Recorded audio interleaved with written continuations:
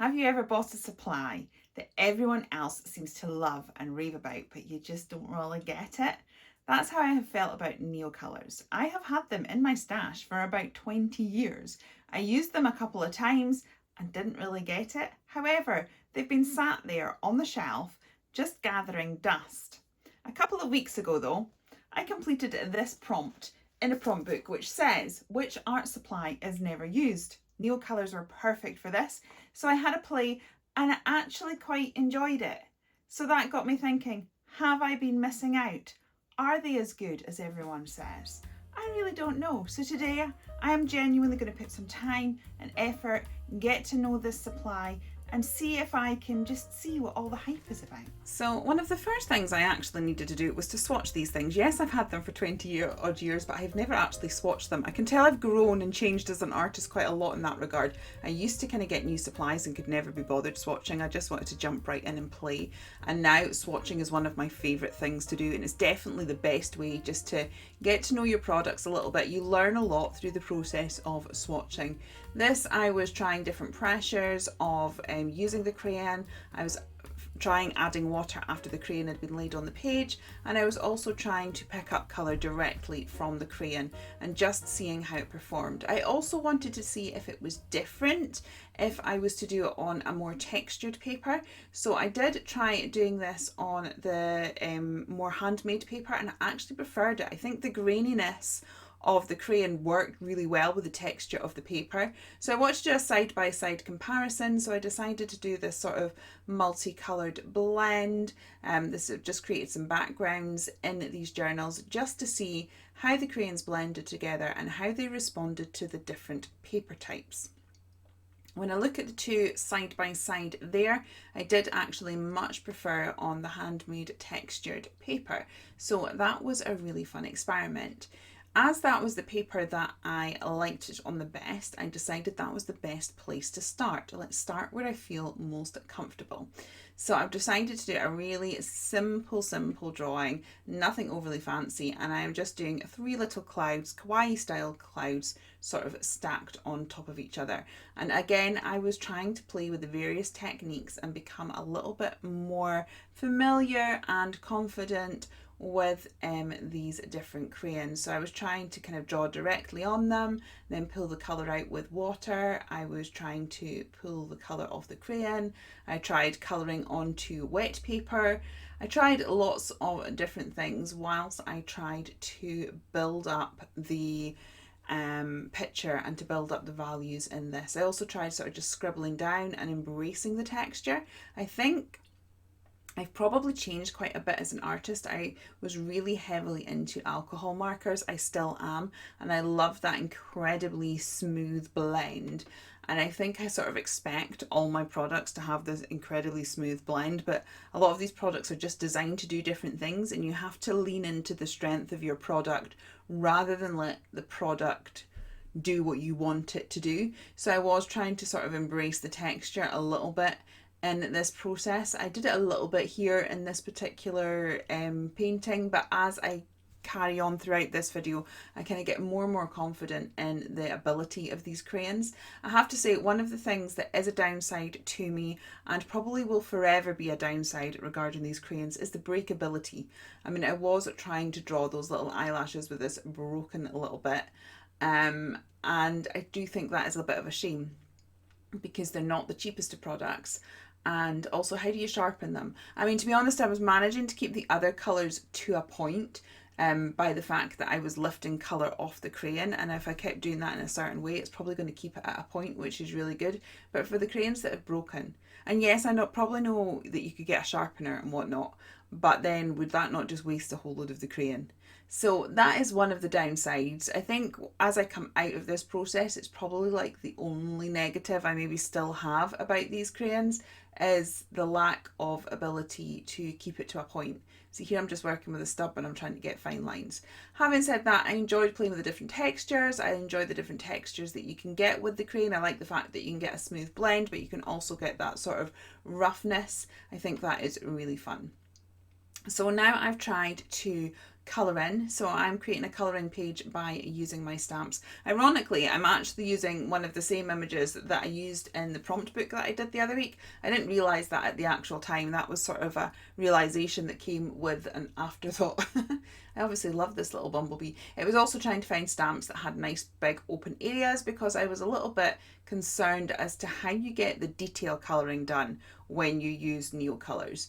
But I really enjoyed playing with this, and I have to say that it was during this page that I genuinely really stopped thinking of, I need to get this perfectly blended, I need to get this working like it would watercolour, and actually thinking, this is a crayon. Let's just lean into what it actually does. So it was whilst I was actually colouring up this little bumblebee and then I started building up the values in there, I did sort of think, oh, do you know, actually I quite like the texture of that. And then I sort of lent into that, and I have to say this is where I kind of maybe started getting the whole Neocolour obsession a little bit more, because up until then I was kind of like, let's colour it down, put the crayon down, then like smooth it all out and make it really smooth. And then I was like, actually it doesn't need to be. And yeah, this is where I had fun and really enjoyed playing. You can see like the level of texture, especially on a bumblebee, they're so fuzzy and fluffy and gorgeous, and I was really able to emulate that by using the crayons and sticking with that. And this is what I mean about leaning into the strengths. I definitely think at this point I started to do it. I started to get the concept and I started to love these crayons for crayons.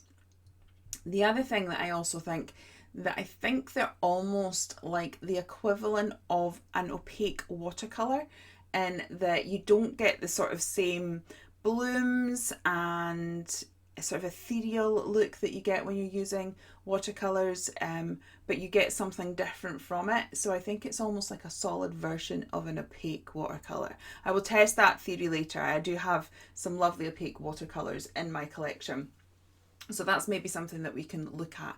But I really did enjoy playing. So I guess the moral of this story is, if you have an art supply that everyone else seems to love and you don't, maybe get it out and have a little play, and you might find that actually you just needed to spend a little bit more time with it. You just needed to get to know it a little bit better. I'm not sure that these will become my favourite. We'll find out as the year develops, but I was able to do my little splatters with it. I did come in with the acrylic marker to get the spots on the mushrooms. I did manage to lighten some of the background with the crayon and create little clouds, but I did want my acrylic markers for the actual finishing touches of this particular one, but I absolutely love how it turned out. I wanted to do one last final page because in general, when I create, I very rarely stick to one medium. I was trying to in the previous 2 pages because I really wanted to get to know the medium and to see what I could get it to do. But the reality is I just don't create like that. So I wanted to see what it would do working within the realms of a mixed media page where you're putting lots of different mediums together. And I decided to go for this girl. She is one of my stamps. And I'm again using the handmade paper because I did really like the way the Neocolours played with handmade paper. So I think, especially if I'm pulling out one of these journals, this will now be my go-to.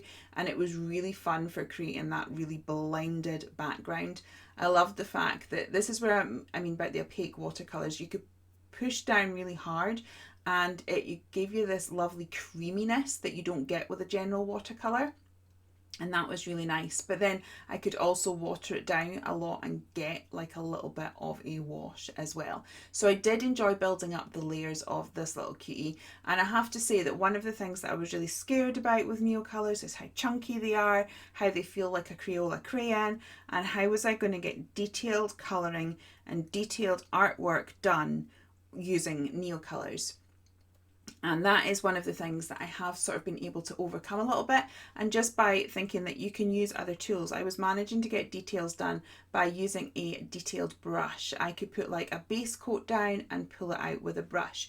So between using it with other things, I was able to get a look that I enjoy, whilst also embracing what the Neocolours did. Now, unfortunately, I didn't get me stamping those, but I did try stamping with Neocolours and I did manage to do it. There's the proof, but for some reason I pressed the wrong camera. But you're going to see how I did it with the leaves. So basically we colour on and then we stamp down, which gave a really cool effect. I love how sort of like rustic that looks.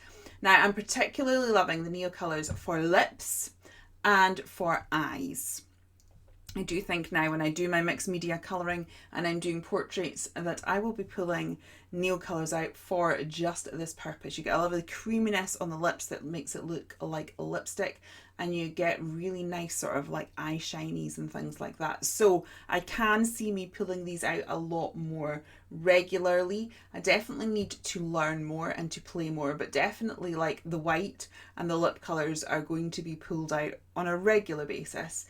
I decided to come in with some pencils just to get some of that detail that I enjoy. I enjoy detailed work, and so I kind of felt I needed a little bit more depth, which possibly I could have got with Neocolours, but I don't have the skill yet. That will come through time and through more play, but I definitely enjoyed layering it up with other products, and I really like the overall look of this piece. And to be honest, the Neocolours have done the bulk of the heavy lifting. Yes, I went in with pencils, but there was that groundwork done with the Neocolours first, and the pencils are almost like a dusting on the top. So we finally finished this off with a little bit of white paint pen because it's me and I do love a little bit of juicy highlights. So we get that in and finish it off, and finally I do this. This is me mixing acrylic paint with water because I'd recently bought some dotting tools after having done a dotting workshop when I was on holiday, and I decided to add a few little extra sprinkles with the dotting tool. And look at her, she's all gorgeous, and I genuinely cannot believe that I have achieved that look using Neocolours, a product that up until now I was quite afraid of, but actually they're really, really fun. I have thoroughly enjoyed today and really enjoyed getting to know the Neocolours better. I think I've had a bit of a mindset shift in that I'm not thinking of them as watercolours in a crayon, but rather as watercolour crayons. I know that's a slight nuance, but it was being able to see what they could do, what was different, what was special about Neocolours in their own right. I definitely think I'll be pulling them out more, especially the white. I think the white is now going to be one of my new favourite supplies. I love how it creates the little shinies in the eyes and on the lips, and I really enjoy the projects that I have created today. So yes, I can see why people love Neocolours. Yes, I will be exploring this medium a lot more, and I look forward to having a play.